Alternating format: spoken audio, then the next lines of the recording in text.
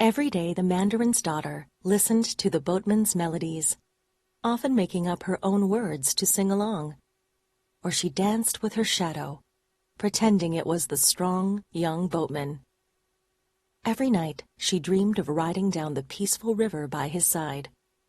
She knew that her father was planning for her to marry soon, and prayed that somehow the boatman was really a lord in disguise, who would be the one her father chose.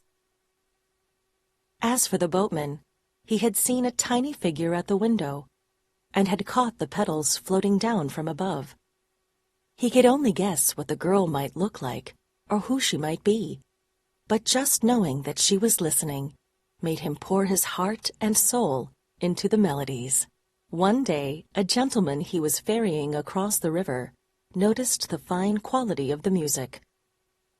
"Boatman, for whom do you play your little bamboo flute with such love and feeling? I see no maidens nearby." The boatman smiled timidly and looked upward.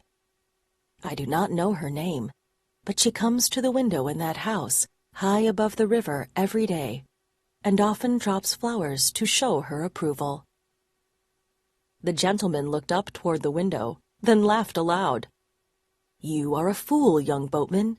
That is the mandarin's daughter, the most beautiful girl in all our land, and one who is sought after by the most wealthy and powerful men, including myself. How could you be so foolish to think she would ever love a common, plain boatman like yourself?" The boatman said nothing, but sadly put away his flute and steered the boat down the river, for it was growing dark. "Better that I should leave now, while she is but a vision in my mind," he told himself. "If ever I see her face, I will never have peace again." So it was that the boatman decided not to go to that part of the river any more. The next morning, when she went to the window, the mandarin's daughter did not see the small Guy. She thought of 10,000 excuses why the boatman might be late. As the day wore on, he still did not come. The girl's heart grew heavy, and tears dropped from her dark, sad eyes.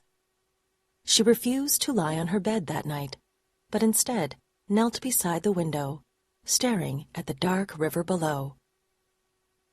Another day passed, and the boatman did not come, and by nightfall the girl was weak from hunger and weeping. She soon fell ill.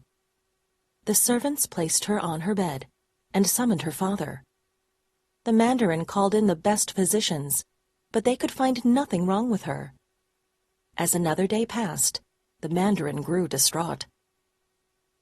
Seeing the mandarin weep over his daughter, the girl's handmaiden could not hold her tongue another moment. She told the mandarin about the boatman, who played tunes on his flute that seemed to make the girl very happy. The mandarin ordered his servants to search the river for a man in a small Guy playing a bamboo flute. Soon the men returned with the boatman and his flute.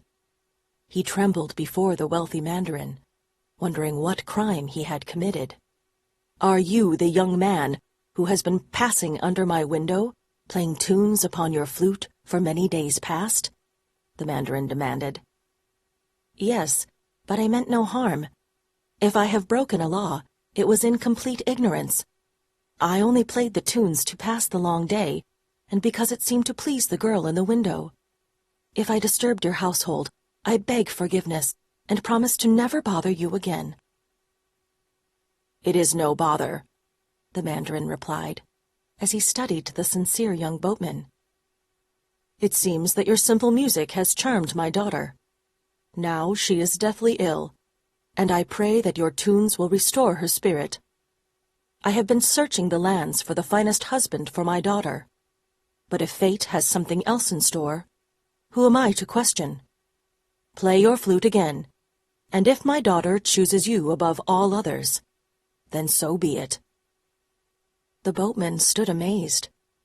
Never in his wildest dreams had he imagined that he might become the husband of this girl, so rare in beauty that no man had ever been allowed to gaze upon her face. With a surge of hope in his heart, He raised the flute to his lips with trembling fingers, and he began to play his favorite melody.